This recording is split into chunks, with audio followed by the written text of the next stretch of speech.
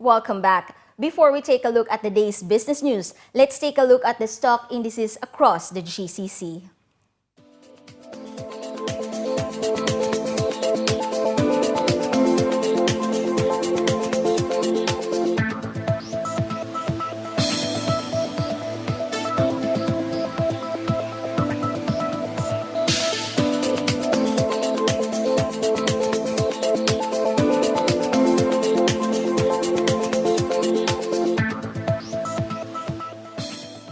The UAE Ministry of Finance does not have any plan to impose taxes on individuals, according to a report in a local daily quoting His Highness Sheikh Hamdan bin Rashid Al Maktoum, Deputy Ruler of Dubai and Minister of Finance. The Ministry of Finance, along with local governments and the other GCC countries, are conducting studies on the possibility of imposing duties and taxes on tobacco products and are continuously conducting studies on the economic effects of levying taxes on companies.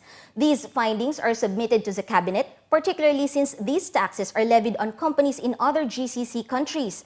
The surplus funds levied from independent federal bodies reached 115.67 million dirhams up to September 30 last year. On new fees, the deputy ruler was quoted as saying that the issue of imposing or increasing fees is beyond the ministry's policy and scope, adding that we do not depend on these fees for government spending.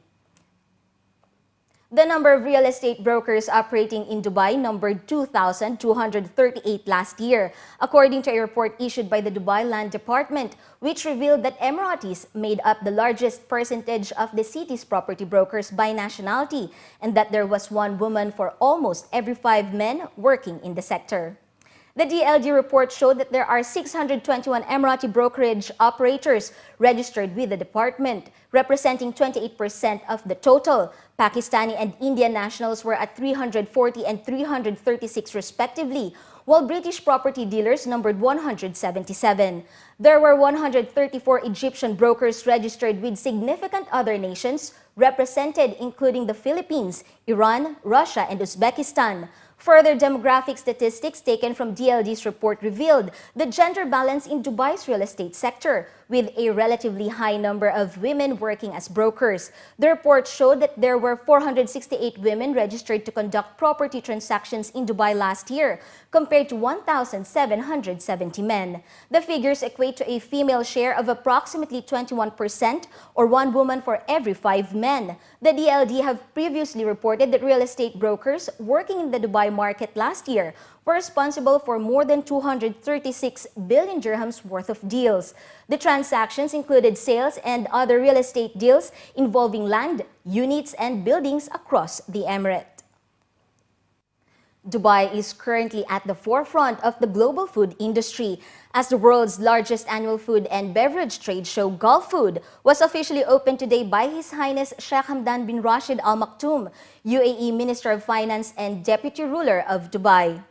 More than 4,500 exhibitors from around 120 countries are taking part in the 5-day trade show, which is part of the Dubai Food Festival. The event has certainly placed Dubai as a focal point of global food industry, as the 19th edition of the show is set to attract more than 80,000 international trade visitors this year. Much of the focus has been on halal food industry, following the recent initiative by the Dubai government to position the emirate as the capital of the global Islamic economy and as the worldwide center for global halal food industry. In order to further strengthen the vision, this year's Gulf Food is titled Halal World Food to serve as a dedicated platform for the industry, which has seen more than 450 halal food companies participating in the exhibition.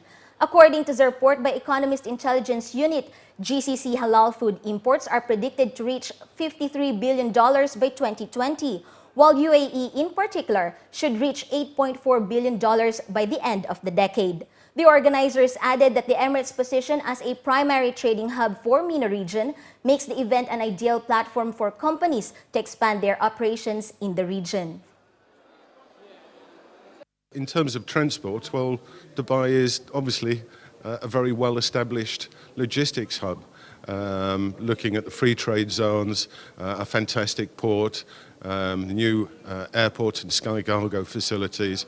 Well, clearly this is the place through which to reach the market.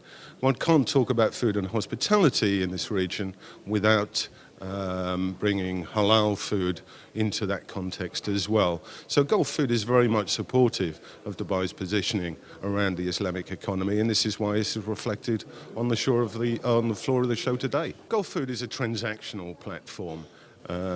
We've seen 450 companies align their marketing activities and their positioning and their compliance and their standards around the halal strategy. That is clearly going to continue to grow.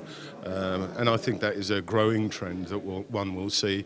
And Gulf Food's positioning as an international trade show, obviously many of the regional producers will be looking to take halal products overseas as well. So I think it's a two-way street.